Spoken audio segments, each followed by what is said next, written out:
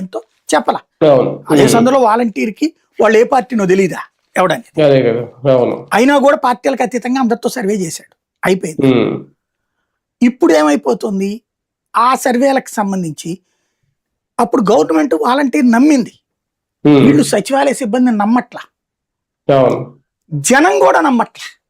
ఇప్పుడు వాలంటీరు అలా సంక్షేమ పథకం ఇచ్చేవాడు కాబట్టి సర్వే అన్నా కూడా వాళ్ళు కోఆపరేట్ చేసేవాళ్ళు, ప్రాబ్లం లేకుండా అవసరమైతే ఒక గంట కూర్చునేవాళ్ళు వీళ్ళ కోసం. అదే ఇప్పుడు వచ్చేటప్పుడు ఎందుకు చివరికి హాస్పిటల్కి తీసుకెళ్ళడం కూడా వాలంటీర్లకి అప్పచెప్పారు కదా. ఊర్లకి అంబులెన్స్ వెళ్తుంది, అదేదో 104 అది టెస్టులు చేయించే పని వాలంటీర్దే, ఆ తర్వాత వాళ్ళకి మందులు ఇప్పించే పని కూడా వాలంటీర్దే కదా.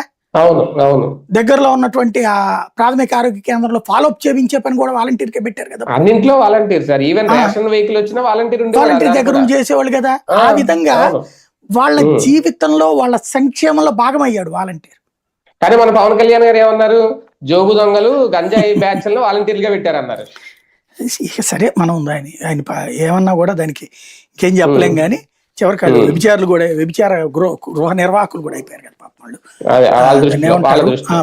పింప్స్ అని కూడా వాడారు, ఇంత దారుణమైనది. ఇక మనం అది సంస్కారమా కాదేక వదిలేసే. అయితే ఇప్పుడు సచివాలయ సిబ్బంది కూడా ఇంటికి వెళ్తానికి పెద్ద ప్రాబ్లం లేదు, వీళ్ళు ఇస్తుంటే ఫీజు రీఎంబర్స్మెంట్ డబ్బులు ఎప్పుడు పడతాయి అని వాలంటీర్ అదే సచివాలయ సిబ్బందిని అడుగుతున్నారు. ఏం చెప్తాడు ఇతను?